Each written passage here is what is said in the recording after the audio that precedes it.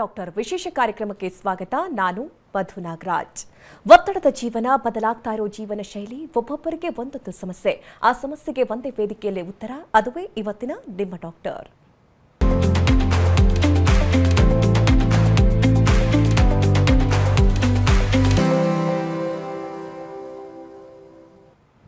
ಇಂದಿನ ಪೀಳಿಗೆಯಲ್ಲಿ ವಿದ್ಯಾಭ್ಯಾಸ, ಉದ್ಯೋಗ, ಆರ್ಥಿಕ ಸ್ವಾವಲಂಬನೆ ಮತ್ತು ವೈಯಕ್ತಿಕ ಗುರಿಗಳಿಗೆ ಹೆಚ್ಚಿನ ಆದ್ಯತೆ ನೀಡಲಾಗ್ತಾ ಇದೆ.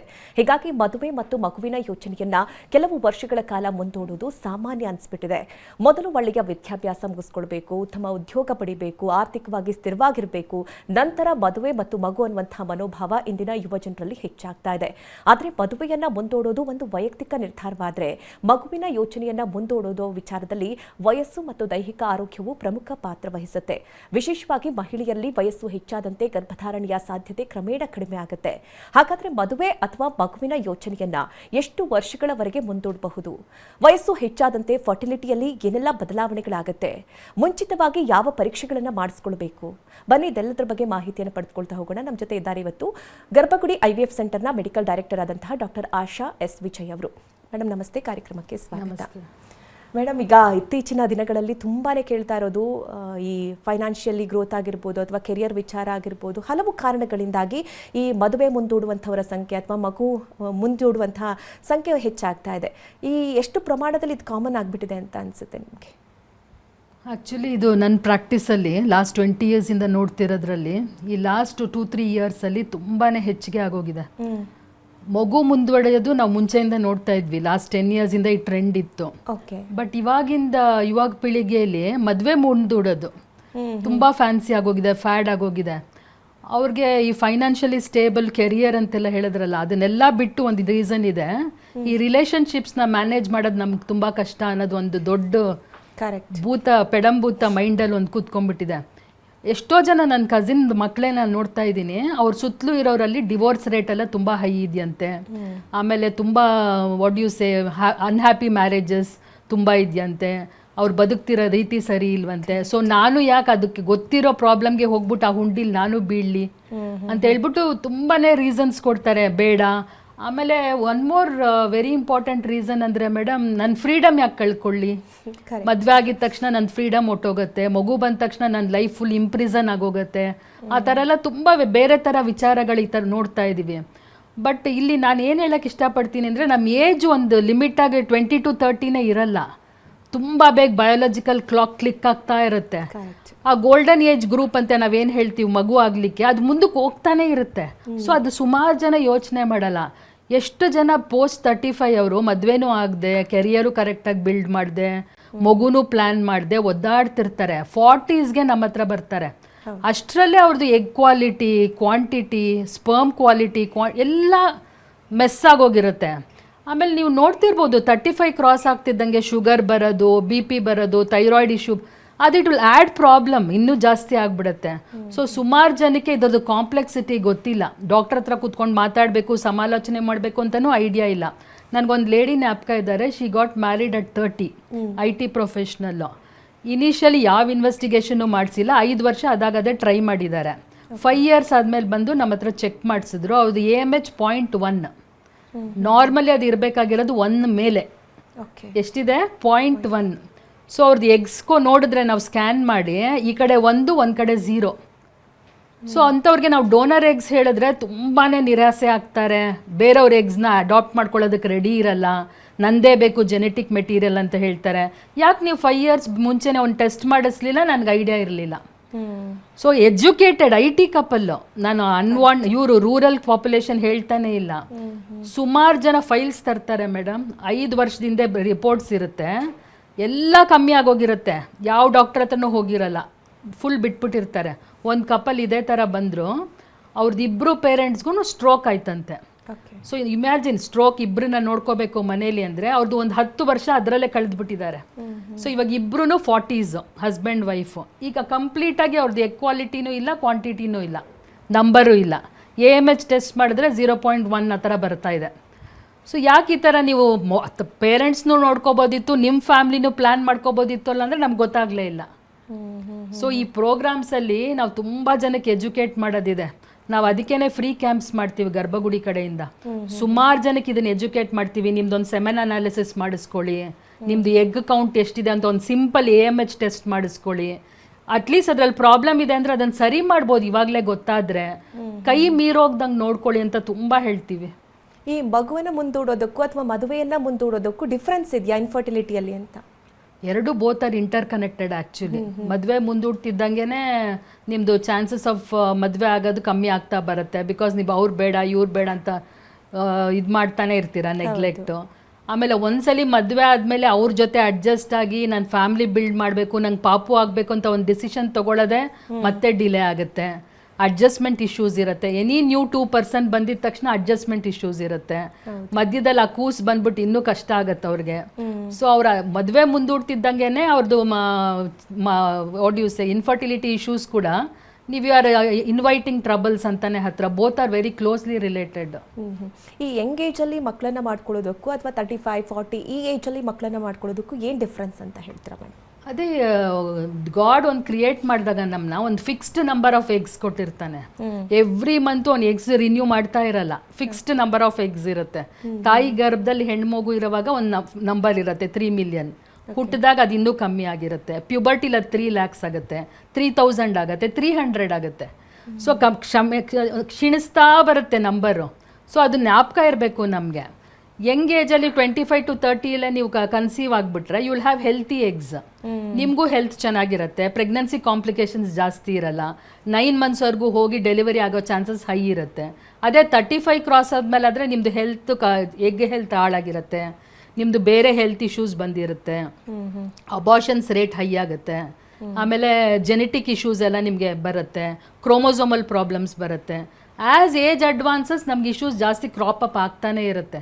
ಸೊ ಅದಕ್ಕೆ ಎಲ್ಲರೂ ಒಂದು ಏಜಲ್ಲಿ ಒಂದು ಕೆಲಸ ಆಗಲೇಬೇಕು ಅಂತ ಮುಂಚೆ ಎಲ್ಲ ಹೇಳೋರಲ್ಲ, ಈ ಏಜಲ್ಲಿ ಇದಾಗಬೇಕು. ಸೊ ಆ ಥರ ಫಿನಿಶ್ ಮಾಡ್ಕೊಂಡ್ಬಿಟ್ರೆ ನಿಮ್ಗೆ ಕಾಂಪ್ಲಿಕೇಶನ್ಸ್ ತುಂಬ ಕಮ್ಮಿ. ಒಂದು ಲೇಡಿ ಬಂದ್ಬಿಟ್ಟು ನಂದು ಎಗ್ಸ್ ಫ್ರೀಸ್ ಮಾಡಿ ನಂದು ಇನ್ನೂ ಮದುವೆ ಆಗಿಲ್ಲ ಅಂತ ಬಂದಿದ್ರು. She was almost 42. ಸೊ ನಾವು ಸ್ಕ್ಯಾನ್ ಮಾಡಿ ನೋಡಿದಾಗ ಅವ್ರಿಗೆ ಎಗ್ಸೇ ಇರಲಿಲ್ಲ. ಆ ನ್ಯೂಸ್ ಬ್ರೇಕ್ ಮಾಡೋದಕ್ಕೂ ಕಷ್ಟ ನಮಗೆ.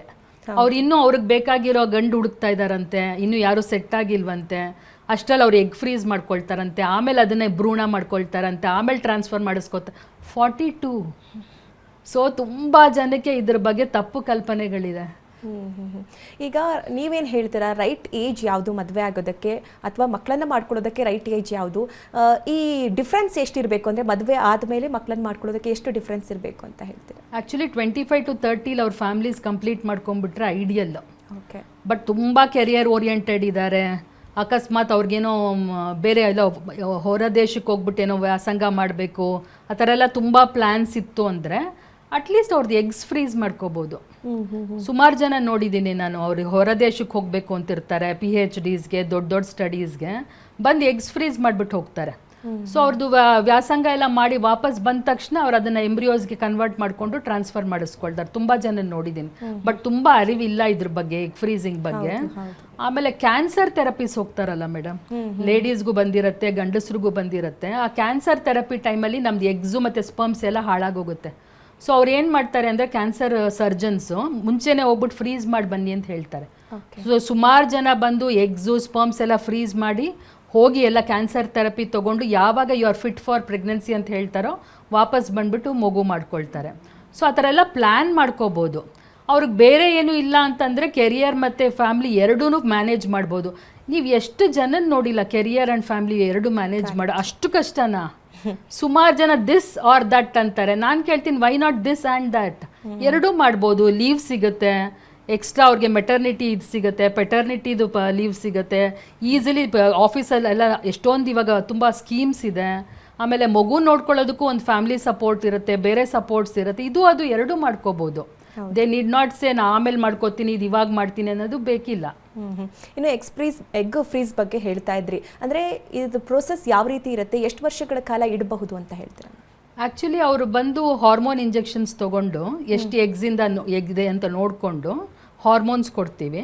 12-13 days ಅದೆಲ್ಲ ಎಗ್ಸ್ ಎಲ್ಲ ಡೆವಲಪ್ ಆಗುತ್ತೆ. ಅದನ್ನೆಲ್ಲ ರಿಟ್ರೀವ್ ಮಾಡಿಬಿಟ್ಟು ನಾವು ಅದನ್ನು ಸ್ಟೋರ್ ಮಾಡ್ತೀವಿ. ಅಪ್ ಟು 10 yearsವರೆಗೂ ಸ್ಟೋರ್ ಮಾಡ್ಬೋದು. ಸೊ ಅಷ್ಟರಲ್ಲೇ ಅವ್ರು ಪ್ಲ್ಯಾನ್ ಮಾಡ್ಕೊಂಡು ಬಂದು ಎಂಬ್ರಿಯೋಸ್ ಕ್ರಿಯೇಟ್ ಮಾಡಿಕೊಂಡು ಹಸ್ಬೆಂಡ್ನ ಕರ್ಕೊಂಡ್ಬಂದು ಟ್ರಾನ್ಸ್ಫರ್ ಮಾಡಿಸ್ಕೋಬೋದು. ಹೆಲ್ತಿ ಇರುತ್ತೆ. ಮುಂಚೆ ಎಲ್ಲ ಫ್ರೀಸಿಂಗ್ ಅಂದರೆ ತುಂಬ ಬ್ಯಾಡ್ ಕ್ವಾಲಿಟಿ ಬರುತ್ತೆ ಅಂತೆಲ್ಲ ಹೇಳೋರು. ಬಟ್ ಇವಾಗ ರಿಸರ್ಚು, ಸೈನ್ಸು, ಪ್ರಾಸೆಸ್ ಎಲ್ಲ ತುಂಬ ಡೆವಲಪ್ ಆಗಿದೆ. ಸೊ ಹೆಂಗೆ ಫ್ರೆಶ್ ಎಗ್ಸ್ ಇರುತ್ತೋ ಹಾಗೆ ಫ್ರೋಝನ್ ಎಗ್ಸ್ ಕೂಡ ಇರುತ್ತೆ.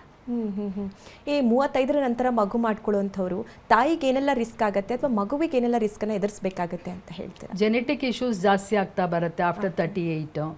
ಆಮೇಲೆ ಅಕಸ್ಮಾತ್ ಫ್ಯಾಮಿಲಿಲಿ ಏನಾರು ಅರ್ಲಿ ಮೆನೋಪಾಸ್ ಇತ್ತು ಅಂತ ಇಟ್ಕೊಳ್ಳಿ, ತಾಯಿಗೆ ಅಥವಾ ತಾಯಿ ತಂಗಿಗೆ, ಚಿಕ್ಕಮ್ಮಗೆ, ದೊಡ್ಡಮ್ಮಗೆ. ಸೊ ನಮಗೂ ಅರ್ಲಿ ಮೆನೋಪಾಸ್ ಬರ್ಬೋದು. AMH ಲೋ ಆಗ್ತಾನೇ ಹೋಗುತ್ತೆ, ಒಬ್ಬೊಬ್ಬರು ಟೆಸ್ಟೇ ಮಾಡಿಸಿರಲ್ಲ. ಅಬಾರ್ಷನ್ ರೇಟ್ಸ್ ಹೈ ಆಗ್ತಾ ಇರುತ್ತೆ. ಕಾಂಪ್ಲಿಕೇಶನ್ಸ್ ಇನ್ ಪ್ರೆಗ್ನೆನ್ಸಿ, BP ಬರೋದು, ಶುಗರ್ ಬರೋದು ಎಲ್ಲ ಜಾಸ್ತಿ ಆಗ್ತಿರುತ್ತೆ. ಸೊ ಏಜ್ ಅಡ್ವಾನ್ಸ್ ಆಗ್ತಿದ್ದಂಗೆ ನಮ್ಮ ಪ್ರಾಬ್ಲಮ್ಸ್ ಕೂಡ ಅಡ್ವಾನ್ಸ್ ಆಗ್ತಾನೇ ಇರುತ್ತೆ. ಓಕೆ ಮೇಡಮ್, ಈಗ ಗೀತಾ ಅಂತ ಒಬ್ಬರು ನಮ್ಮ ಜೊತೆ ಕಾಲರ್ ಕನೆಕ್ಟ್ ಆಗಿದ್ದಾರೆ. ಅವರು ಸಕ್ಸಸ್ ಆದಂಥವ್ರು ಈ ಮೆಡಿಸನನ್ನು ತಗೊಂಡು, ಅಂದರೆ ಗರ್ಭಗುಡಿಗೆ IVF ಸೆಂಟರ್ಗೆ ಭೇಟಿ ಕೊಟ್ಟು ಈಗಾಗಲೇ ತಾಯಿ ಆದಂಥವ್ರು. ಗೀತಾ ಅವರೇ ನಮಸ್ತೆ. ನಮಸ್ತೆ ಮ್ಯಾಮ್, ನನ್ನ ಹೆಸರು ಗೀತಾ ಅಂತ. ಜೋರಾಗಿ ಮಾತಾಡಿ ಮ್ಯಾಮ್. ಕೇಳಿಸ್ತಾ ಮ್ಯಾಮ್? ಹಾ, ಕೇಳಿಸ್ತಾ ಇದೆ, ಹೇಳಿ. ಓಕೆ, ಸೊ ನನ್ನ ಹೆಸರು ಗೀತಾ ಅಂತ. ಸೊ ನನ್ನ ಮದುವೆ ಆಗಿ ಆಲ್ಮೋಸ್ಟ್ 10 ವರ್ಷ ಆಗ್ತಾ ಇತ್ತು. ನಾವು ಆಲ್ಮೋಸ್ಟ್ ಒಂದು 7-8 ಇಯರ್ಸ್ ಇಂದ ಟ್ರೈ ಮಾಡ್ತಾ ಇದ್ವಿ. ಸೊ ಸ್ವಲ್ಪ ಕಾಂಪ್ಲಿಕೇಶನ್ಸ್ ಇದ್ರಿಂದ ಆಗ್ತಿರ್ಲಿಲ್ಲ ನಮಗೆ. ಸೊ ಫೈನಲಿ ನಮಗೆ ನಾವು ಹೋದ ಟ್ರೀಟ್ಮೆಂಟ್ ನೋಡೋಣ ಅಂತೇಳಿ ಹಿಂಗೆ ಒಬ್ರನ್ನ ಕೇಳಿದಾಗ ಅವರು ಅಂದ್ರೆ ನನಗೆ ಫ್ರೆಂಡ್ ಒಬ್ರಿದ್ರು, ಅವ್ರನ್ನ ಕೇಳಿದಾಗ ಗರ್ಭಗುಡಿ ಅಂತ ಸಜೆಸ್ಟ್ ಮಾಡಿದ್ರು. ಸೊ ನಾನು ಅಲ್ಲಿ ಕನ್ಸಲ್ಟ್ ಮಾಡಿ, ಸೊ ಆಲ್ಮೋಸ್ಟ್ ಡಾಕ್ಟರ್ ಶ್ವೇತಾ ಅಂತ ನನಗೆ ಟ್ರೀಟ್ ಮಾಡಿದ್ದು. ಸೊ ತುಂಬಾ ಚೆನ್ನಾಗಿ ನೋಡ್ಕೊಂಡಿದ್ರು. ಸೊ ನನಗೆ ಏನ್ ಪ್ರಾಬ್ಲಮ್ ಇದೆ ಅಂತ ಅವ್ರು ಐಡೆಂಟಿಫೈ ಮಾಡಿ ಅದನ್ನ ಟ್ರೀಟ್ಮೆಂಟ್ ಕೊಟ್ಟು, ಸೊ ಫೈನಲಿ ನಾನು ಇವಾಗ ತಾಯಿ ಆಗೋ ಭಾಗ್ಯ ಪಡ್ಕೊಂಡಿದ್ದೆ. ಸೊ ನನಗೆ ಹಾಸ್ಪಿಟಲ್ ಇಂದ ನಂಗೆ ತುಂಬಾನೇ ಹೆಲ್ಪ್ ಆಗಿದೆ ಗರ್ಭಗುಡಿಯಿಂದ. ಸೊ ನಂಗೆ ತುಂಬಾನೇ ಖುಷಿ ಇದೆ ಇವಾಗ ಅದ್ರ ಬಗ್ಗೆ. ಎಷ್ಟು ಮಂತ್ ಪ್ರೆಗ್ನೆನ್ಸಿ ಎಲ್ಲಿದ್ದೀರಾ ಗೀತಾ? ಇವಾಗ ನಾನು 5th ಮಂತ್ ಅಲ್ಲಿ ಇದ್ದೀನಿ ಮ್ಯಾಮ್. Okay, congratulation. ಮತ್ತೆ ಏನ್ ಹೇಳಕ್ ಇಷ್ಟಪಡ್ತೀರಾ? ಈಗ ತುಂಬಾ ಜನ ಹೆದರ್ತಾ ಇರ್ತಾರೆ, ಇಂತಹ ಸೆಂಟರ್ಗಳಿಗೆ ಬರಬೇಕು ಅಂದ್ರೆ ಆಗತ್ತಾ ಇಲ್ವಾ ಅಂತ ಭಯ ಪಡ್ತಾ ಇರ್ತಾರೆ, ಹೇಗಿರುತ್ತೋ ಏನೋ ಅಂತ ಇರ್ತಾರೆ. ನನ್ನ ಕೇಳಿದ್ರೆ ಅದ್ರಲ್ಲಿ ಭಯ ಪಡುವಂತದ್ದು ಏನೂ ಇರಲ್ಲ. ಸೊ ನಮಗೆ ಡಾಕ್ಟರ್ ಆಗಿ ಅವ್ರು ಐಡೆಂಟಿಫೈ ಮಾಡ್ಬೋದು ನಮ್ಗೆ ಏನ್ ಪ್ರಾಬ್ಲಮ್ ಇದೆ ಅಂತ. ನಾವು ಸುಮ್ನೆ ಮನೇಲಿ ಕುತ್ಕೊಂಡು ನಮ್ಗೆ ಆಗ್ತಿಲ್ಲ ಅಂತ ಕೊರಗೋದ್ ಬದಲು ಸೊ ಹೋಗಿ ಕನ್ಸಲ್ಟ್ ಮಾಡಿ ಅವರಿಗೆ ಗೊತ್ತಿರುತ್ತೆ ಇವಾಗಿನ ಕಾಲದಲ್ಲಿ ಯಾವ್ದು ಆಗಲ್ಲ ಅಂತ. ನಾನು ಒಪ್ಪಲ್ಲ ಮ್ಯಾಮ್, ಏನೋ ಒಂದು ಇದ್ದೇ ಇರುತ್ತೆ ಅದಕ್ಕೆ ಸೊಲ್ಯೂಷನ್ ಅಂತ. ಸೊ ನಾವ್ ಅದ್ರ ಬಗ್ಗೆ ತಿಳ್ಕೊಂಡು ಸೊ ಮುಂದುವರಿಯೋದು ನಾನು ಎಲ್ಲರಿಗೂ ಸಜೆಸ್ಟ್ ಮಾಡುತ್ತಿದ್ದೆ. ಸೊ ನಿಮ್ ಪ್ರಾಬ್ಲಮ್ ಬಗ್ಗೆ ತಿಳ್ಕೊಂಡು ಮುಂದುವರೆದ್ರೆ ನಿಮ್ಗೆ ಮುಂದೆ ಒಂದು ಖುಷಿ ಅಂತೂ ಇರುತ್ತೆ. ಫಸ್ಟ್ ಸ್ಟಾರ್ಟಿಂಗ್ ಅಲ್ಲಿ ಕಷ್ಟ ಅನ್ಸ್ಬೋದು, ಅಯ್ಯೋ ಆಗ್ತಿಲ್ಲಲ್ಲ ಅಂತ. ಒಂದು ಫೈನಲಿ ಸೊಲ್ಯೂಷನ್ ಪಡೆದ್ಮೇಲೆ ನಮ್ಗೆ ಖುಷಿ ಅಂತ ಇರುತ್ತೆ ಮನಸ್ಸಲ್ಲಿ. ಓಕೆ, ನಮ್ ಜೊತೆ ಡಾಕ್ಟರ್ ಆಶಾ ಅವ್ರು ಇದ್ದಾರೆ, ನೀವು ಅವ್ರ ಜೊತೆ ಮಾತಾಡ್ಬೋದು. ನಮಸ್ತೆ ಗೀತಾ. ನಮಸ್ತೆ ಮ್ಯಾಮ್. ನಮಸ್ತೆ ಮ್ಯಾಮ್. ಯಾವ ಊರಿಂದಪ್ಪ? ನಾವು ಬೆಂಗಳೂರಿನವರೇ ಮ್ಯಾಮ್. ನಾವು ನಾನು ಇಲ್ಲಿ ತೋರಿಸೋದು ಜಯನಗರ್ ಗರ್ಭಗುಡಿಯಲ್ಲಿ ತೋರಿಸ್ತಿದ್ದೆ. ಸೊ ಇವಾಗ ಕರೆಂಟ್ಲಿ ನಾನು 5th ಮಂತ್ ರನ್ನಿಂಗ್ ಅಲ್ಲಿ ಇದ್ದೀನಿ. Very nice. Thank you ma'am. ನನ್ ಹೇಳೋದಿಷ್ಟೇ, ನಿಮ್ ಯಾರು ಡಾಕ್ಟರ್ಸ್ ಇದ್ದಾರೆ ನಿಮ್ ಕಡೆಯಿಂದ ಅವರೆಲ್ಲರೂ ತುಂಬಾ ಹೆಲ್ಪ್ಫುಲ್ ಆಗಿದ್ದಾರೆ. Thank you so much for that ma'am. Thank you so much. ನಿಮಗೆ 9 ಮಂತ್ಸ್ ತುಂಬಾ ಚೆನ್ನಾಗಿ ಕಂಟಿನ್ಯೂ ಆಗಿ ಹೆಲ್ತಿ ಬೇಬಿ ಆಗಲಿ. Thank you. ತುಂಬಾ ಸಫರ್ ಮಾಡಿದ್ದೀರಾ, ಅದಕ್ಕೆಲ್ಲ ಒಂದು ಒಳ್ಳೆ ಸೊಲ್ಯೂಷನ್ ಸಿಕ್ಕಿದೆ. Very happy for you Geetha.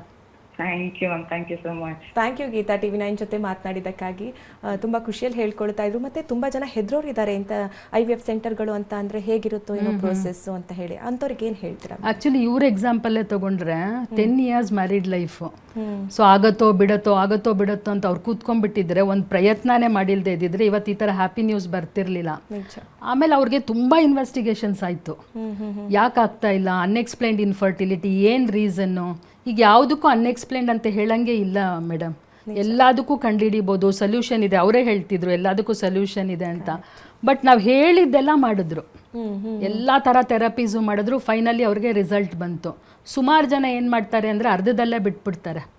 ಆಗ್ತಾ ಇಲ್ಲ, ಬೇರೆ ಕಡೆ ಹೋಗೋದು, ಮತ್ತೊಂದು ಕಡೆ ಹೋಗೋದು, ಕ್ವಾಕ್ ಹತ್ರ ಹೋಗೋದು, ಇನ್ನೊಂದು ಕಡೆ ಹೋಗೋದು, ದುಡ್ಡು ದಂಡ ಮಾಡ್ತಿರ್ತಾರೆ ಪಾಪ. ನಾನು ನಿನ್ನೆ ಒಂದು ಲೇಡಿ ನೋಡಿದೆ, 5 years ಆದಮೇಲೆ ವಾಪಸ್ ಮತ್ತೆ ಗರ್ಭಗುಡಿಗೆ ಬಂದಿದ್ದಾರೆ. 5 ವರ್ಷದಲ್ಲಿ ಎಷ್ಟು ಚೇಂಜಸ್ ಆಗೋಗಿದೆ ಹಸ್ಬೆಂಡ್ ವೈಫಲ್ಲಿ. ಪಾಪ ತುಂಬ ದುಡ್ಡು ಕಳ್ಕೊಂಡ್ಬಿಟ್ಟಿದ್ದಾರೆ, ಟೈಮ್ ವೇಸ್ಟ್ ಮಾಡಿಬಿಟ್ಟಿದ್ದಾರೆ. ಆ ಥರ ಮಾಡಬಾರ್ದು. ಡಾಕ್ಟರ್ಸ್ನ ಟ್ರಸ್ಟ್ ಮಾಡಿದ್ಮೇಲೆ, ಇವಾಗ ಡಾಕ್ಟರ್ ಶ್ವೇತಾ ಅಂತ ಅವ್ರು ಹೇಳ್ತಿದ್ರಲ್ಲ, ಕಂಪ್ಲೀಟ್ ಟ್ರಸ್ಟ್ ಮಾಡಿದೆ ನನಗೆ ರಿಸಲ್ಟ್ ಬಂತು ಅಂತ. ಸೊ ಆ ಥರ ಒಂದೇ ಕಡೆ ಸ್ಟಕ್ ಆನ್ ಆಗಿ ಕರೆಕ್ಟಾಗಿ ಟ್ರೀಟ್ಮೆಂಟ್ಸ್ ತೊಗೊಂಡ್ರೆ ಖಂಡಿತ ಅವ್ರ ಮನೇಲಿ ಗುಡ್ ನ್ಯೂಸ್ ಬಂದೇ ಬರುತ್ತೆ. ಈಗ ತುಂಬ ಜನ ಅನ್ಕೊಳ್ತಾ ಇರ್ತಾರೆ ನ್ಯಾಚುರಲ್ ಪ್ರೆಗ್ನೆನ್ಸಿ ಆಗಬೇಕು ಅಂತ. ಯಾವ ಏಜ್ವರೆಗೂ ಅದು ಸಾಧ್ಯ ಆಗುತ್ತೆ ಅಂತ ಹೇಳ್ತೀರಾ? ಏಜ್ಗಿಂತ ಅವ್ರ ಕಂಡೀಷನ್ ಏನಿದೆ ಅಂತ ನೋಡ್ಕೋಬೇಕು. ಫಾರ್ ಎಕ್ಸಾಂಪಲ್ ಹಸ್ಬೆಂಡ್ಸಲ್ಲಿ ತುಂಬ ಪ್ರಾಬ್ಲಮ್ ಇದೆ ಅಂದರೆ ಅವ್ರು ನ್ಯಾಚುರಲ್ ಪ್ರೆಗ್ನೆನ್ಸಿ ಆಗಲಿ ಅಂತ ಕೂತ್ಕೋಬಾರ್ದು. ಕೌಂಟ್ಸ್ ತುಂಬ ಕಮ್ಮಿ ಇದೆ, ಮೊಟಿಲಿಟಿ ತುಂಬ ಕಮ್ಮಿ ಇದೆ ಅಂದರೆ ನ್ಯಾಚುರಲ್ ಸೈಕಲ್ ಆಗೋದು ತುಂಬ ಕಷ್ಟ. ಸೊ ಆಮೇಲೆ ಅಕಸ್ಮಾತ್ ಲೇಡಿಲಿ ತುಂಬ ಪ್ರಾಬ್ಲಮ್ಸ್ ಇದೆ. ನೀವು ನೋಡಿರ್ಬೋದು ಪೀರಿಯಡ್ಸ್ ಟೈಮಲ್ಲಿ ತುಂಬ ಹೊಟ್ಟೆ ನೋವು ಬರುತ್ತೆ, ಒದ್ದಾಡ್ತಿರ್ತಾರಲ್ಲ, ಅವ್ರಿಗೆ ನಾವು ಎಂಡೋಮೆಟ್ರಿಯೋಸಿಸ್ ಅಂತ ಹೇಳ್ತೀವಿ. ಅದು ಸಿವಿಯರ್ ಆಗಿದ್ರೆ ಅವ್ರು ನ್ಯಾಚುರಲಾಗಿ ಕನ್ಸೀವ್ ಆಗಲ್ಲ. ಟ್ಯೂಬ್ಸ್ 2 ಬ್ಲಾಕ್ ಇದ್ದರೆ ಅವ್ರು ನ್ಯಾಚುರಲಾಗಿ ಕನ್ಸೀವ್ ಆಗಲ್ಲ. ಸೊ ಅವ್ರ ಹೆಲ್ತ್ ಹೇಗಿದೆ ಅಂತ ನೋಡ್ಕೊಂಡು ಆಮೇಲೆ ನ್ಯಾಚುರಲ್ ಅಂತ ಕಾಯಬೇಕು. ಓಕೆ, ಮತ್ತೊಬ್ರು ಕಾಲರ್ ರೆಡಿ ಇದ್ದಾರೆ. ಸ್ನೇಹ ಅಂತ ಬೆಂಗಳೂರಿನಿಂದ ಕರೆ ಮಾಡಿದ್ದಾರೆ. ಇವರು ಕೂಡ ಸಕ್ಸಸ್ಫುಲ್ ಆದಂಥವ್ರು. ಸ್ನೇಹ ಅವರೇ, ನೀವು ಯಾವಾಗ ಗರ್ಭಗುಡಿಗೆ ಭೇಟಿ ಕೊಟ್ಟಿದ್ರಿ? ಈಗ ನಿಮ್ಮ ಸಿಚುಯೇಷನ್ ಹೇಗಿದೆ? ನೀವು ಕೂಡ ಪ್ರೆಗ್ನೆನ್ಸಿ ಫೀಲ್ ಮಾಡ್ತಾ ಇದ್ದೀರಾ? ಪ್ರೆಗ್ನೆನ್ಸಿಯಲ್ಲಿ ಇದ್ದೀರಾ? ಹೇಗೆ? ಹೌದು ಮ್ಯಾಮ್. ಸೊ ನಾನಿವಾಗ 4th ಮಂತ್ ಪ್ರೆಗ್ನೆಂಟು. ಓಕೆ. ಗರ್ಭಗುಡಿ ಆಲ್ಮೋಸ್ಟ್ ಒಂದು 2 years ಹಿಂದೆ ನಾನು ಹೋಗಿದ್ದೆ. ಅದಕ್ಕಿಂತ ಮುಂಚೆ ಪ್ರೆಗ್ನೆನ್ಸಿಗೋಸ್ಕರ ನಾವು ಟ್ರೈ ಮಾಡ್ತಾ ಇದ್ವಿ, ತುಂಬಾನೇ ಹಾಸ್ಪಿಟಲ್ಸ್ಗೆಲ್ಲ ಹೋಗಿದ್ವಿ. ಬಟ್ ಯಾರು ನೀಟಾಗಿ ಏನೋ ಸೊಲ್ಯೂಷನ್ಸ್ ಏನೋ ಕೊಡ್ತಿರ್ಲಿಲ್ಲ. ಅಂದ್ರೆ ನಮ್ ಕನ್ಸರ್ನ್ಸು ಕೇಳಿಸ್ಕೊಳ್ತಿರ್ಲಿಲ್ಲ, ಏನು ಕೇಳಿಸ್ಕೊತಿರ್ಲಿಲ್ಲ. ಸೊ ತುಂಬಾ ಕನ್ಫ್ಯೂಷನ್ ಇತ್ತು, ತುಂಬಾನೇ ಭಯ ಇತ್ತು, ಏನ್ ಮಾಡ್ಬೇಕು ಅಂತಾನೆ ಗೊತ್ತಿರ್ಲಿಲ್ಲ. ಸೊ ಅವಾಗ ನಮ್ದೊಬ್ರು ಫ್ರೆಂಡ್ ಗರ್ಭಗುಡಿ ಒಂದ್ಸತಿ ಟ್ರೈ ಮಾಡಿ ನೋಡಿ ಅಂತ ಸಜೆಸ್ಟ್ ಮಾಡಿದ್ರು. ಅದಕ್ಕೆ ಗರ್ಭಗುಡಿ ಬರ್ಬೇಕಾದ್ರೂ ನಾವು ತುಂಬಾ ಭಯದಲ್ಲೇ, ಫುಲ್ ಕನ್ಫ್ಯೂಷನ್ ಅಲ್ಲೇ ಬಂದಿದ್ವಿ. ಏನಾಗುತ್ತೆ, ಇಲ್ಲೇನ್ ಹೇಳ್ತಾರೋ, ಬಿಕಾಸ್ ಮೂರ್ನಾಲ್ಕು ಹಾಸ್ಪಿಟಲ್ ನಾವು ಹೋದಾಗ ಅಲ್ಲಿ ಅಷ್ಟೊಂದು ರೆಸ್ಪಾನ್ಸ್ ನಮ್ಗೆ ಅಷ್ಟೊಂದು ಓಪನ್ ಆಗಿ ಅಂದ್ರೆ ಸಿಕ್ಕಿರ್ಲಿಲ್ಲ. ಬಿಕಾಸ್ ಈ ಟೈಮ್ ಅಲ್ಲಿ ದಿಸ್ ಪ್ರೆಗ್ನೆನ್ಸಿ ಜರ್ನಿ ಅಂತಂದ್ರೆ ಇಟ್ಸ್ ತುಂಬಾನೇ ಭಯ ಇರುತ್ತೆ ನಮ್ಗೆ.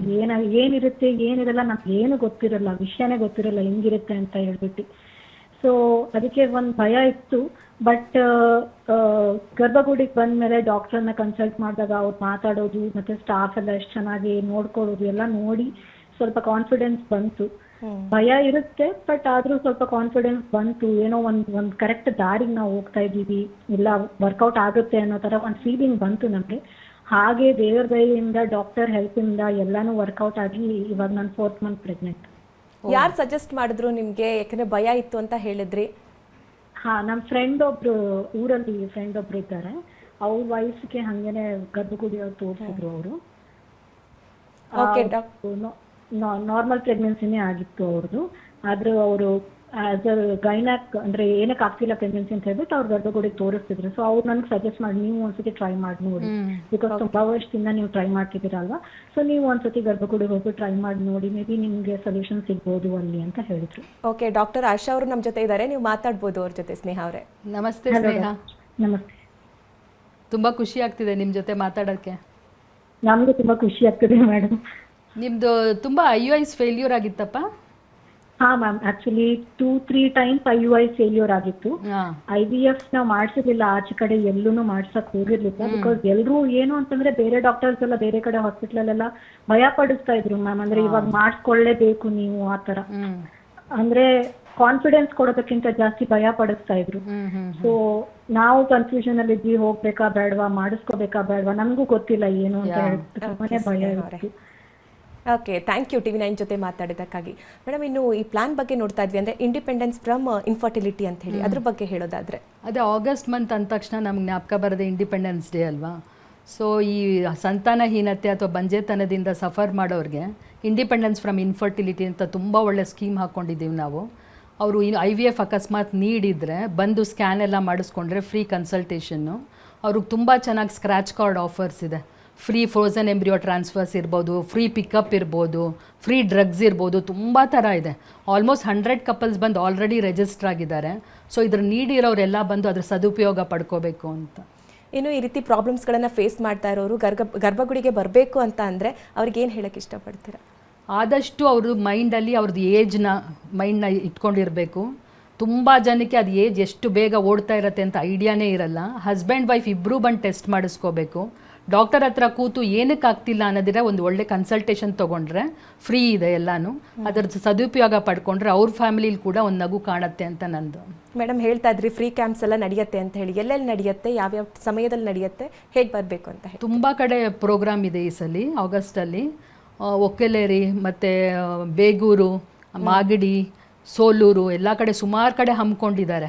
ಸೊ ಎಲ್ಲ ಡೀಟೇಲ್ಸ್ನು ನಮ್ಮ ಕಾಲ್ ಮಾಡಿದ್ರೆ ಒಂದು ನಂಬರ್ ಆಗ್ತಿದೆಯಲ್ಲ, ಅದಕ್ಕೆ ಕಾಲ್ ಮಾಡಿದ್ರೆ ಎಲ್ಲ ಡೀಟೇಲ್ಸ್ ಕೊಡ್ತಾರೆ. ಅವ್ರದ್ದು ಎಂಟೈರ್ ರೆಕಾರ್ಡ್ಸ್ ತಂದು ನಮ್ಮ ಡಾಕ್ಟರ್ಸ್ನ ಫ್ರೀ ಸಮಾಲೋಚನೆ ಮಾಡ್ಬೋದು. ಮತ್ತು ಗರ್ಭಗುಡಿಗೆ ಬಂದು ಫ್ರೀ ಕನ್ಸಲ್ಟೇಷನ್, ಫ್ರೀ ಸ್ಕ್ಯಾನ್ಸ್ ಕೂಡ ಇದೆ. ಸೊ ಅದ್ರ ಕಂಪ್ಲೀಟ್ ಉಪಯೋಗನ ಪಡ್ಕೊಳ್ಳಿ ಈ ಆಗಸ್ಟ್ ಮಂತ್ದು.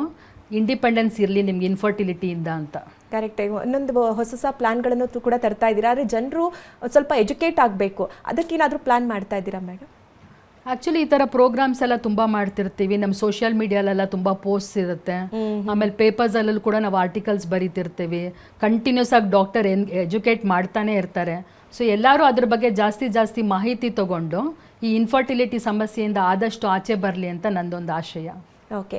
ಈ ಇನ್ಫರ್ಟಿಲಿಟಿಯಿಂದ ಅಂದರೆ ಹೊಂದಬಾರ್ದು ಅಂತ ಅಂದರೆ, ಅಥವಾ ಇಂಥ ಸ್ಟೇಜನ್ನು ತಲುಪಬಾರ್ದು ಅಂತ ಅಂದರೆ ಯಾವ ರೀತಿ ಎಚ್ಚರಿಕೆಯನ್ನು ವಹಿಸಬೇಕು, ಅಥವಾ ಡಯೆಟ್ಟು, ಲೈಫ್ ಸ್ಟೈಲು ಯಾವ ರೀತಿ ಇರಬೇಕು? ಎಲ್ಲ ಇಂಪಾರ್ಟೆಂಟ್. ಆ್ಯಕ್ಚುಲಿ ನ್ಯೂಟ್ರಿಷನ್ ತುಂಬ ಇಂಪಾರ್ಟೆಂಟು, ನಿದ್ದೆ ಅನ್ನೋದು ತುಂಬ ಇಂಪಾರ್ಟೆಂಟು. ನೀವು ನೋಡಿದ್ದೀರ ಈಗ 4 o'clock ಮಲಗ್ತಾರಂತೆ, ಹೌದು, 12 ಎದ್ದೇಳ್ತಾರಂತೆ. ಅದು ಫುಲ್ ಮೆಸ್ಸಪ್ ಆಗುತ್ತೆ ಹಾರ್ಮೋನ್ಸ್. ಇರ್ರೆಗ್ಯುಲರ್ ಸೈಕಲ್ಸ್ ಇದ್ರೆ ಮೆಡಿಕಲ್ ಸ್ಟೋರ್ ಹೋಗಿ ಮಾತ್ರೆ ತಗೊಂಡು ಮೆನ್ಸಸ್ ಬರೆಸ್ಕೊಳ್ಳೋದು ಎಲ್ಲ ಮಾಡ್ತಾರೆ. ಹಂಗೆ ಮಾಡಬಾರ್ದು. ಮಗು ಬೇಡ ಅಂತ ತಾವೇ ಮಾತ್ರೆ ನುಂಗ್ತಿರ್ತಾರೆ. ಕರೆಕ್ಟಾಗಿ ಊಟ ಮಾಡಲ್ಲ, ನಿದ್ದೆ ಮಾಡಲ್ಲ, ಯಾವುದು ಲೈಫ್ ಸ್ಟೈಲ್ ಸರಿ ಇರಲ್ಲ. ಎಷ್ಟು ಹೊಟ್ಟೆ ನೋವು ಬಂದರೂ ಪೀರಿಯಡ್ಸ್ ಟೈಮಲ್ಲಿ ಪೇನ್ ಕಿಲ್ಲರ್ಸ್ ತೊಗೊಳ್ತಿರ್ತಾರೆ. ಇದೆಲ್ಲ ನಾವೇ ಇನ್ವೈಟ್ ಮಾಡ್ತಾ ಇದ್ದೀವಿ ಪ್ರಾಬ್ಲಮ್ಸು. ಆದಷ್ಟು ಇದ್ರ ಬಗ್ಗೆ ಎಲ್ಲ ಕರೆಕ್ಟಾಗಿ ಮಾಹಿತಿ ತೊಗೊಂಡು ಟ್ರೀಟ್ಮೆಂಟ್ ತೊಗೊಂಡ್ರೆ ಮುಂದಕ್ಕೆ ಅವ್ರ ಇನ್ಫರ್ಟಿಲಿಟಿಲಿ ಕೂಡ ಲ್ಯಾಂಡ್ ಆಗಲ್ಲ. ಓಕೆ ಮೇಡಮ್, ಕೊನೆಯದಾಗಿ ನಮ್ಮ ವೀಕ್ಷಕರಿಗೆ ಏನು ಹೇಳಕ್ಕೆ ಇಷ್ಟಪಡ್ತೀರಾ? ಅಕಸ್ಮಾತ್ ಅವ್ರಿಗೆ 1 year ಆದ್ರೂ ಮಗು ಆಗಲಿಲ್ಲ ಅಂತಂದರೆ ಆದಷ್ಟು ಬೇಗ ಟೆಸ್ಟ್ ಮಾಡಿಸಿ. ಈ ಸಲ ಗರ್ಭಗುಡಿಲಿ AMH ಮತ್ತು DFI ಫ್ರೀ ಇದೆ. ಆದಷ್ಟು ಬೇಗ ಬಂದು ಅದ್ರ ಪ್ರಯೋಗ ಪಡ್ಕೊಳ್ಳಿ. ಹಸ್ಬೆಂಡ್ಸ್ಗೂ DFI ಮಾಡಿ ಕೂಡ ನಾವು ಫ್ರೀ ಮಾಡ್ತಾ ಇದ್ದೀವಿ. DFI ಅನ್ನೋದು ವೆರಿ ಸ್ಪೆಷಲ್ ಟೆಸ್ಟ್ ಸೆಮೆನ್ ಪ್ರಾಬ್ಲಮ್ಗೆ. ಅದರದ್ದು ಕೂಡ ಮಾಹಿತಿ ತಗೊಳ್ಳಿ, ಬಂದು ಡಾಕ್ಟರ್ಸ್ ಹತ್ರ ಡಿಸ್ಕಸ್ ಮಾಡಿ, get free from infertility. Okay, thank you madam. ಇವತ್ತಿನ ಕಾರ್ಯಕ್ರಮದಲ್ಲಿ ಸಾಕಷ್ಟು ಮಾಹಿತಿಯನ್ನು ಹಂಚಿಕೊಂಡ್ರಿ. ಇನ್ನು ನೇರ ಭೇಟಿಗಾಗಿ ನೀವು ಈ ಅಡ್ರೆಸ್ಗೆ ಭೇಟಿ ಮಾಡ್ಬೋದು. ಅಡ್ರೆಸ್ ಈ ರೀತಿ ಇದೆ, ನೋಟ್ ಮಾಡ್ಕೊಳ್ಳಿ. ಸಂಪರ್ಕಿಸಬೇಕಾದ ವಿಳಾಸ: Garbhagudi IVF centre, Bengaluru, Hanumanthanagar, Jayanagar, Kalyananagar, electronic city, Bharathahalli, Nagarbhavi ಮತ್ತು RMP ಎಕ್ಸ್ಟೆನ್ಷನ್, ಯಲಹಂಕ, ಹೊಸೂರು ಮತ್ತು ದಾವಣಗೆರೆ. ದೂರವಾಣಿ ಸಂಖ್ಯೆ ಈ ರೀತಿ ಇದೆ: 9071 234005.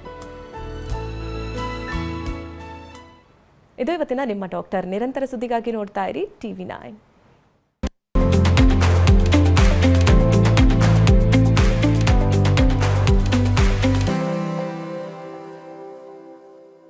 ಈ ಕಾರ್ಯಕ್ರಮದ ಸಹ ಪ್ರಾಯೋಜಕ ಸ್ವೀಟಿ ಮೌತ್ ಫ್ರೆಶರ್ ಬರೀ ಉತ್ತಮವಲ್ಲ, ಅತ್ಯುತ್ತಮ ಸ್ವಾದ.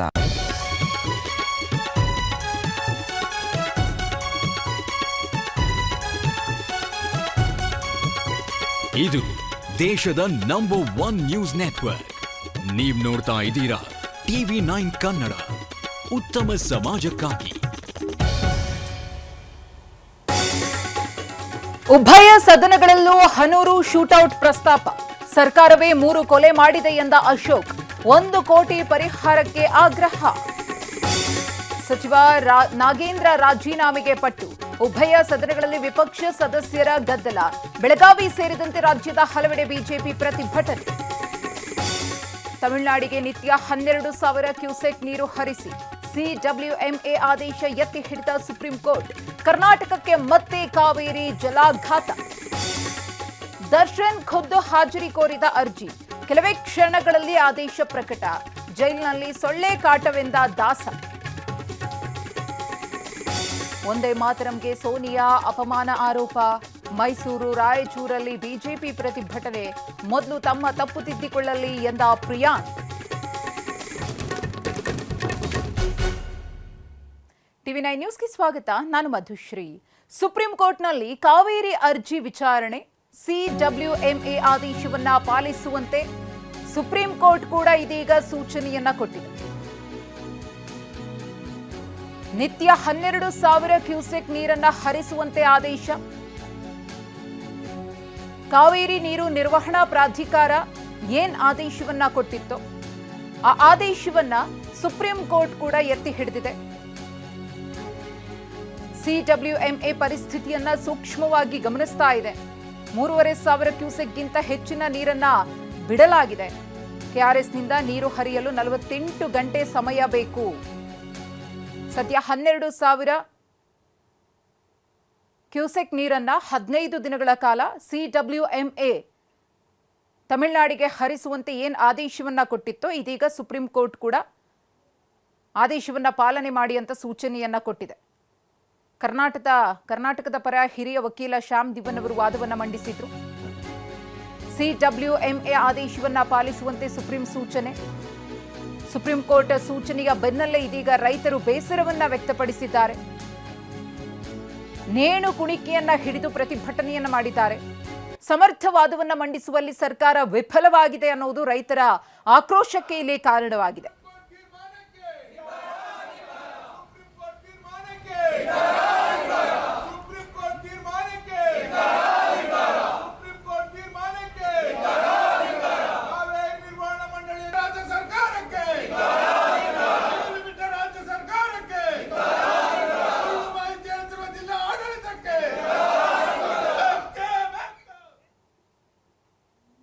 ಇವತ್ತು ಸುಪ್ರೀಂ ಕೋರ್ಟ್ 2 ಪ್ರಾಧಿಕಾರ ಕೊಟ್ಟಿರುವಂಥ ತೀರ್ಮಾನನ ಎತ್ತಿ ಹಿಡಿದು ಅದೇ ಪ್ರಮಾಣದಲ್ಲಿ ನೀರನ್ನು ಬಿಡಿ ಅಂತ ಸೂಚನೆ ಕೊಟ್ಟಿದೆ.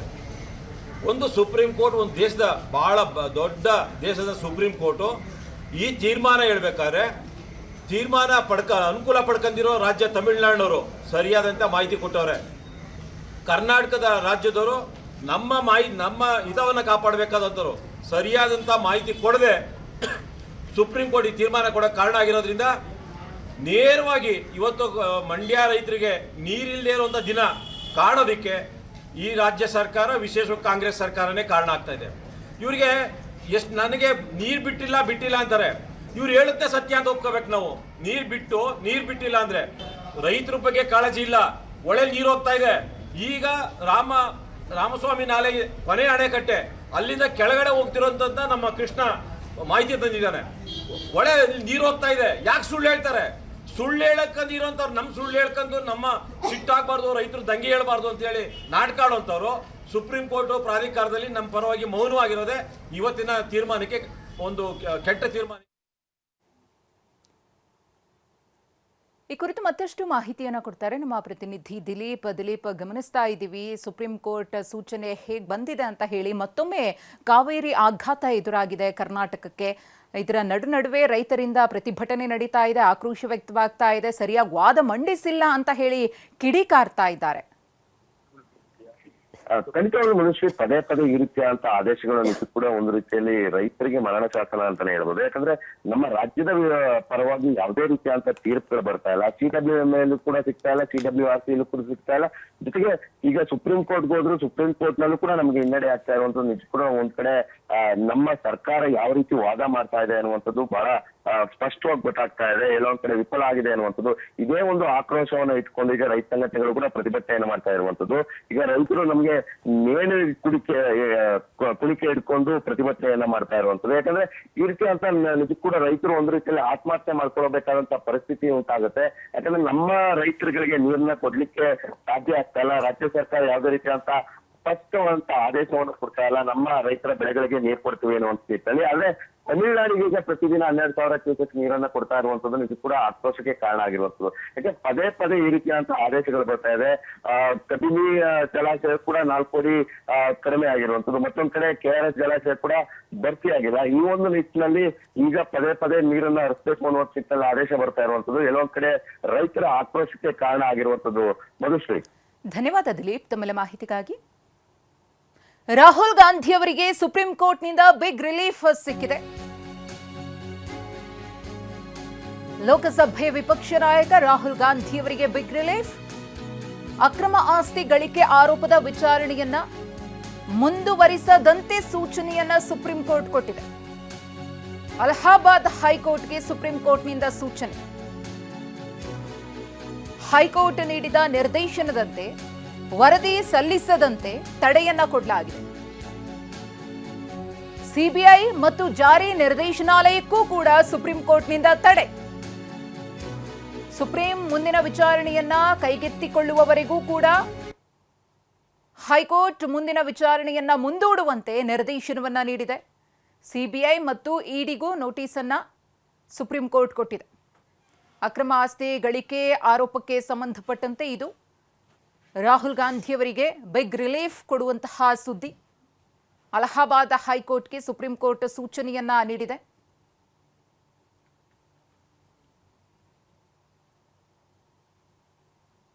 ಆರ್ಟಿಒ ಅಧಿಕಾರಿಗಳ 10 ತಂಡದಿಂದ ಕಾರ್ಯಾಚರಣೆ.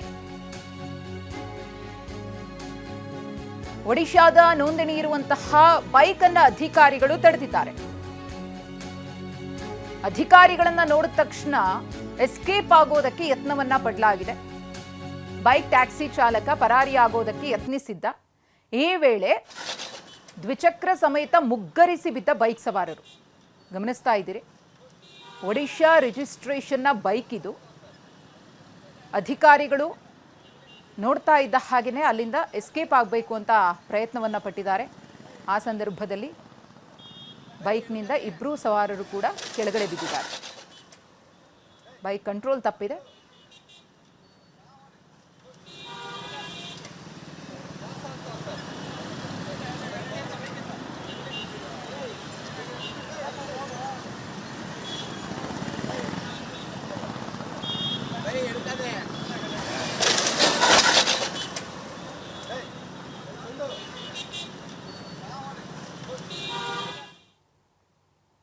ವಿಧಾನಸಭೆಯಲ್ಲಿ ಚಾಮರಾಜನಗರದ ಹನೂರು ಎನ್ಕೌಂಟರ್ ಸದ್ದು ಮಾಡಿದೆ.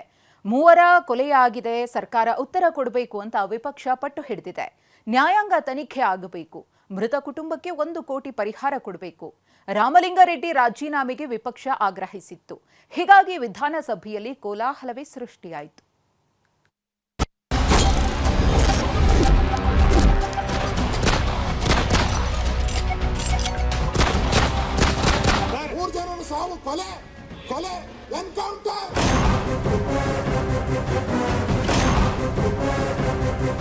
ಚಾಮರಾಜನಗರದ ಹನೂರು ಎನ್ಕೌಂಟರ್ ಪ್ರಕರಣ ವಿಧಾನಸಭೆಯಲ್ಲಿ ಕೋಲಾಹಲ ಸೃಷ್ಟಿಸಿದೆ.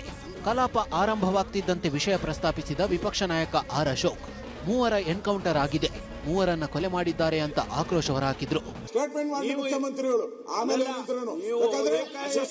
ಮುಂದೆ ಹಾಕಿ 3 ಜನರ ಸಾವು ಕೊಲೆ ಕೊಲೆ ಎನ್ಕೌಂಟರ್ ಕೊಲೆ ಮಾಡಿದ್ದಾರೆ. ಕೊಲೆಗಾರರಿಗೆ ಶಿಕ್ಷೆ ಆಗಬೇಕಲ್ಲ, ಏನ್ ಮಾಡಿದ್ದಾರೆ ಕೊಲೆಗಾರರಿಗೆ ಶಿಕ್ಷೆ ಕೊಟ್ಟಿದ್ದಾರೆ.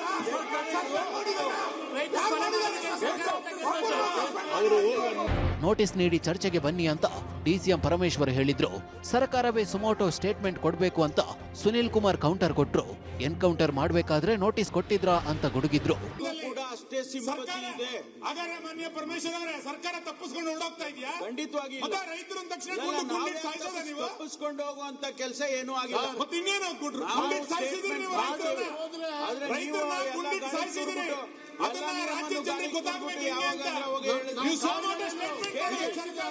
ಗೌರವ ಇದ್ದಿದ್ರೆ ಮಾಡಬೇಕಾದ್ರು.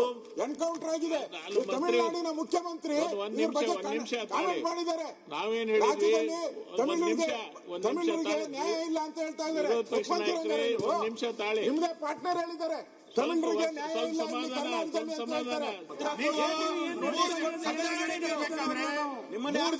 ಎನ್ಕೌಂಟರ್ ಸರ್ಕಾರ ಮಾಡಿದ ನಂತರ ನೋಟಿಸ್ ಚರ್ಚೆ ಮಾಡಿ ಅಂತ ಹೇಳ್ತಿರಲ್ಲ, ಎನ್ಕೌಂಟರ್ ಮಾಡ್ಬೇಕಾದ್ರೆ ನೋಟಿಸ್ ಕೊಟ್ಟಿದ್ರು ಅವರಿಗೆ. ಈ ಗದ್ದಲದ ಬಳಿಕ ನಮಗೂ ಗೊತ್ತಿಲ್ಲ ಏನು ಅಂತ ಭಯ. ಓಕೆ, ಥ್ಯಾಂಕ್ ಯು TV9 ಜೊತೆ ಮಾತಾಡಿದ್ದಕ್ಕಾಗಿ. ಮೇಡಮ್, ಇನ್ನು ಈ ಪ್ಲಾನ್ ಬಗ್ಗೆ ನೋಡ್ತಾ ಇದ್ವಿ, ಅಂದರೆ ಇಂಡಿಪೆಂಡೆನ್ಸ್ ಫ್ರಮ್ ಇನ್ಫರ್ಟಿಲಿಟಿ ಅಂತ ಹೇಳಿ, ಅದ್ರ ಬಗ್ಗೆ ಹೇಳೋದಾದ್ರೆ ಅದೇ ಆಗಸ್ಟ್ ಮಂತ್ ಅಂದ ತಕ್ಷಣ ನಮ್ಗೆ ಜ್ಞಾಪಕ ಬರೋದೇ ಇಂಡಿಪೆಂಡೆನ್ಸ್ ಡೇ ಅಲ್ವಾ. ಸೊ ಈ ಸಂತಾನಹೀನತೆ ಅಥವಾ ಬಂಜೆತನದಿಂದ ಸಫರ್ ಮಾಡೋರಿಗೆ ಇಂಡಿಪೆಂಡೆನ್ಸ್ ಫ್ರಮ್ ಇನ್ಫರ್ಟಿಲಿಟಿ ಅಂತ ತುಂಬ ಒಳ್ಳೆ ಸ್ಕೀಮ್ ಹಾಕ್ಕೊಂಡಿದ್ದೀವಿ ನಾವು. ಅವರು IVF ಅಕಸ್ಮಾತ್ ನೀಡಿದರೆ ಬಂದು ಸ್ಕ್ಯಾನ್ ಎಲ್ಲ ಮಾಡಿಸ್ಕೊಂಡ್ರೆ ಫ್ರೀ ಕನ್ಸಲ್ಟೇಷನ್ನು. ಅವ್ರಿಗೆ ತುಂಬ ಚೆನ್ನಾಗಿ ಸ್ಕ್ರ್ಯಾಚ್ ಕಾರ್ಡ್ ಆಫರ್ಸ್ ಇದೆ. ಫ್ರೀ ಫ್ರೋಝನ್ ಎಂಬ್ರಿಯೋ ಟ್ರಾನ್ಸ್ಫರ್ಸ್ ಇರ್ಬೋದು, ಫ್ರೀ ಪಿಕಪ್ ಇರ್ಬೋದು, ಫ್ರೀ ಡ್ರಗ್ಸ್ ಇರ್ಬೋದು, ತುಂಬ ಥರ ಇದೆ. ಆಲ್ಮೋಸ್ಟ್ 100 ಕಪಲ್ಸ್ ಬಂದು ಆಲ್ರೆಡಿ ರಿಜಿಸ್ಟರ್ ಆಗಿದ್ದಾರೆ. ಸೊ ಇದ್ರ ನೀಡಿರೋರೆಲ್ಲ ಬಂದು ಅದ್ರ ಸದುಪಯೋಗ ಪಡ್ಕೋಬೇಕು ಅಂತ. ಇನ್ನು ಈ ರೀತಿ ಪ್ರಾಬ್ಲಮ್ಸ್ಗಳನ್ನು ಫೇಸ್ ಮಾಡ್ತಾ ಇರೋರು ಗರ್ಭಗುಡಿಗೆ ಬರಬೇಕು ಅಂತ ಅಂದರೆ ಅವ್ರಿಗೆ ಏನು ಹೇಳೋಕ್ಕೆ ಇಷ್ಟಪಡ್ತೀರಾ? ಆದಷ್ಟು ಅವ್ರದ್ದು ಮೈಂಡಲ್ಲಿ ಅವ್ರದ್ದು ಮೈಂಡ್ನ ಇಟ್ಕೊಂಡಿರಬೇಕು. ತುಂಬ ಜನಕ್ಕೆ ಅದು ಏಜ್ ಎಷ್ಟು ಬೇಗ ಓಡ್ತಾ ಇರುತ್ತೆ ಅಂತ ಐಡಿಯಾನೇ ಇರಲ್ಲ. ಹಸ್ಬೆಂಡ್ ವೈಫ್ ಇಬ್ಬರೂ ಬಂದು ಟೆಸ್ಟ್ ಮಾಡಿಸ್ಕೋಬೇಕು. ಡಾಕ್ಟರ್ ಹತ್ರ ಕೂತು ಏನಕ್ಕೆ ಆಗ್ತಿಲ್ಲ ಅನ್ನೋದಿರ ಒಂದು ಒಳ್ಳೆ ಕನ್ಸಲ್ಟೇಷನ್ ತೊಗೊಂಡ್ರೆ ಫ್ರೀ ಇದೆ ಎಲ್ಲನೂ. ಅದರ ಸದುಪಯೋಗ ಪಡ್ಕೊಂಡ್ರೆ ಅವ್ರ ಫ್ಯಾಮಿಲಿಲಿ ಕೂಡ ಒಂದು ನಗು ಕಾಣುತ್ತೆ ಅಂತ ನಂದು. ಮೇಡಮ್ ಹೇಳ್ತಾ ಇದ್ರಿ ಫ್ರೀ ಕ್ಯಾಂಪ್ಸ್ ಎಲ್ಲ ನಡೆಯುತ್ತೆ ಅಂತ ಹೇಳಿ, ಎಲ್ಲೆಲ್ಲಿ ನಡೆಯುತ್ತೆ, ಯಾವ್ಯಾವ ಸಮಯದಲ್ಲಿ ನಡೆಯುತ್ತೆ, ಹೇಗೆ ಬರಬೇಕು ಅಂತ ಹೇಳಿ? ತುಂಬ ಕಡೆ ಪ್ರೋಗ್ರಾಮ್ ಇದೆ ಈ ಸಲ ಆಗಸ್ಟಲ್ಲಿ. ಒಕ್ಕೆಲೇರಿ ಮತ್ತು ಬೇಗೂರು, ಮಾಗಡಿ, ಸೋಲೂರು ಎಲ್ಲ ಕಡೆ ಸುಮಾರು ಕಡೆ ಹಮ್ಮಿಕೊಂಡಿದ್ದಾರೆ. ಸೊ ಎಲ್ಲ ಡೀಟೇಲ್ಸ್ನು ನಮ್ಗೆ ಕಾಲ್ ಮಾಡಿದ್ರೆ ಒಂದು ನಂಬರ್ ಆಗ್ತಿದೆಯಲ್ಲ, ಅದಕ್ಕೆ ಕಾಲ್ ಮಾಡಿದ್ರೆ ಎಲ್ಲ ಡೀಟೇಲ್ಸ್ ಕೊಡ್ತಾರೆ. ಅವ್ರದ್ದು ಎಂಟೈರ್ ರೆಕಾರ್ಡ್ಸ್ ತಂದು ನಮ್ಮ ಡಾಕ್ಟರ್ಸ್ನ ಫ್ರೀ ಸಮಾಲೋಚನೆ ಮಾಡ್ಬೋದು. ಮತ್ತು ಗರ್ಭಗುಡಿಗೆ ಬಂದು ಫ್ರೀ ಕನ್ಸಲ್ಟೇಷನ್, ಫ್ರೀ ಸ್ಕ್ಯಾನ್ಸ್ ಕೂಡ ಇದೆ. ಸೊ ಅದ್ರ ಕಂಪ್ಲೀಟ್ ಉಪಯೋಗನ ಪಡ್ಕೊಳ್ಳಿ. ಈ ಆಗಸ್ಟ್ ಮಂತ್ದು ಇಂಡಿಪೆಂಡೆನ್ಸ್ ಇರಲಿ ನಿಮ್ಗೆ ಇನ್ಫರ್ಟಿಲಿಟಿಯಿಂದ ಅಂತ. ಕರೆಕ್ಟಾಗಿ ಒಂದೊಂದು ಹೊಸ ಪ್ಲಾನ್ಗಳನ್ನು ಕೂಡ ತರ್ತಾ ಇದ್ದೀರಾ. ಆದರೆ ಜನರು ಸ್ವಲ್ಪ ಎಜುಕೇಟ್ ಆಗಬೇಕು, ಅದಕ್ಕೇನಾದರೂ ಪ್ಲಾನ್ ಮಾಡ್ತಾ ಇದ್ದೀರಾ ಮೇಡಮ್? ಆ್ಯಕ್ಚುಲಿ ಈ ಥರ ಪ್ರೋಗ್ರಾಮ್ಸ್ ಎಲ್ಲ ತುಂಬ ಮಾಡ್ತಿರ್ತೀವಿ. ನಮ್ಮ ಸೋಷಿಯಲ್ ಮೀಡಿಯಾಲೆಲ್ಲ ತುಂಬ ಪೋಸ್ಟ್ ಇರುತ್ತೆ. ಆಮೇಲೆ ಪೇಪರ್ಸಲ್ಲೂ ಕೂಡ ನಾವು ಆರ್ಟಿಕಲ್ಸ್ ಬರೀತಿರ್ತೀವಿ. ಕಂಟಿನ್ಯೂಸ್ ಆಗಿ ಡಾಕ್ಟರ್ ಎಜುಕೇಟ್ ಮಾಡ್ತಾನೆ ಇರ್ತಾರೆ. ಸೊ ಎಲ್ಲರೂ ಅದ್ರ ಬಗ್ಗೆ ಜಾಸ್ತಿ ಮಾಹಿತಿ ತಗೊಂಡು ಈ ಇನ್ಫರ್ಟಿಲಿಟಿ ಸಮಸ್ಯೆಯಿಂದ ಆದಷ್ಟು ಆಚೆ ಬರಲಿ ಅಂತ ನಂದೊಂದು ಆಶಯ. ಓಕೆ, ಈ ಇನ್ಫರ್ಟಿಲಿಟಿಯಿಂದ ಅಂದರೆ ಹೊಂದಬಾರ್ದು ಅಂತ ಅಂದರೆ ಅಥವಾ ಇಂಥ ಸ್ಟೇಜನ್ನು ತಲುಪಬಾರ್ದು ಅಂತ ಅಂದರೆ ಯಾವ ರೀತಿ ಎಚ್ಚರಿಕೆಯನ್ನು ವಹಿಸಬೇಕು, ಅಥವಾ ಡಯೆಟ್ಟು, ಲೈಫ್ ಸ್ಟೈಲು ಯಾವ ರೀತಿ ಇರಬೇಕು? ಎಲ್ಲ ಇಂಪಾರ್ಟೆಂಟ್. ಆ್ಯಕ್ಚುಲಿ ನ್ಯೂಟ್ರಿಷನ್ ತುಂಬ ಇಂಪಾರ್ಟೆಂಟು, ನಿದ್ದೆ ಅನ್ನೋದು ತುಂಬ ಇಂಪಾರ್ಟೆಂಟು. ನೀವು ನೋಡಿದ್ದೀರಾ ಈಗ 4 o'clock ಮಲಗ್ತಾರಂತೆ, ಹೌದು, 12ಗೆ ಎದ್ದೇಳ್ತಾರಂತೆ. ಅದು ಫುಲ್ ಮೆಸ್ಸಪ್ ಆಗುತ್ತೆ ಹಾರ್ಮೋನ್ಸು. ಇರ್ರೆಗ್ಯುಲರ್ ಸೈಕಲ್ಸ್ ಇದ್ರೆ ಮೆಡಿಕಲ್ ಸ್ಟೋರ್ ಹೋಗಿ ಮಾತ್ರೆ ತೊಗೊಂಡು ಮೆನ್ಸಸ್ ಬರೆಸ್ಕೊಳ್ಳೋದು ಎಲ್ಲ ಮಾಡ್ತಾರೆ. ಹಂಗೆ ಮಾಡಬಾರ್ದು. ಮಗು ಬೇಡ ಅಂತ ತಾವೇ ಮಾತ್ರೆ ನುಂಗ್ತಿರ್ತಾರೆ. ಕರೆಕ್ಟಾಗಿ ಊಟ ಮಾಡಲ್ಲ, ನಿದ್ದೆ ಮಾಡಲ್ಲ, ಯಾವುದು ಲೈಫ್ ಸ್ಟೈಲ್ ಸರಿ ಇರಲ್ಲ. ಎಷ್ಟು ಹೊಟ್ಟೆ ನೋವು ಬಂದರೂ ಪೀರಿಯಡ್ಸ್ ಟೈಮಲ್ಲಿ ಪೇನ್ ಕಿಲ್ಲರ್ಸ್ ತೊಗೊಳ್ತಿರ್ತಾರೆ. ಇದೆಲ್ಲ ನಾವೇ ಇನ್ವೈಟ್ ಮಾಡ್ತಾ ಇದ್ದೀವಿ ಪ್ರಾಬ್ಲಮ್ಸು. ಆದಷ್ಟು ಇದ್ರ ಬಗ್ಗೆ ಎಲ್ಲ ಕರೆಕ್ಟಾಗಿ ಮಾಹಿತಿ ತೊಗೊಂಡು ಟ್ರೀಟ್ಮೆಂಟ್ ತೊಗೊಂಡ್ರೆ ಮುಂದಕ್ಕೆ ಅವ್ರ ಇನ್ಫರ್ಟಿಲಿಟಿಲಿ ಕೂಡ ಲ್ಯಾಂಡ್ ಆಗಲ್ಲ.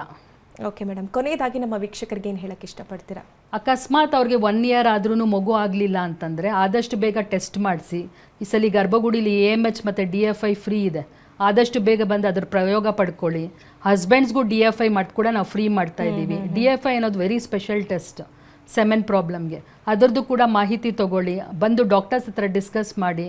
Get free from infertility. Okay, thank you madam. ಇವತ್ತಿನ ಕಾರ್ಯಕ್ರಮದಲ್ಲಿ ಸಾಕಷ್ಟು ಮಾಹಿತಿಯನ್ನು ಹಂಚಿಕೊಂಡ್ರಿ. ಇನ್ನು ನೇರ ಭೇಟಿಗಾಗಿ ನೀವು ಈ ಅಡ್ರೆಸ್ಗೆ ಭೇಟಿ ಮಾಡ್ಬೋದು. ಅಡ್ರೆಸ್ ಈ ರೀತಿ ಇದೆ, ನೋಟ್ ಮಾಡ್ಕೊಳ್ಳಿ. ಸಂಪರ್ಕಿಸಬೇಕಾದ ವಿಳಾಸ: Garbhagudi IVF centre, Bengaluru, Hanumanthanagar, Jayanagar, Kalyananagar, electronic city, Bharathahalli, Nagarbhavi ಮತ್ತು RMP ಎಕ್ಸ್ಟೆನ್ಷನ್, ಯಲಹಂಕ, ಹೊಸೂರು ಮತ್ತು ದಾವಣಗೆರೆ. ದೂರವಾಣಿ ಸಂಖ್ಯೆ ಈ ರೀತಿ ಇದೆ: 9071 234005. ಇದು ಇವತ್ತಿನ ನಿಮ್ಮ ಡಾಕ್ಟರ್. ನಿರಂತರ ಸುದ್ದಿಗಾಗಿ ನೋಡ್ತಾ ಇರಿ TV9.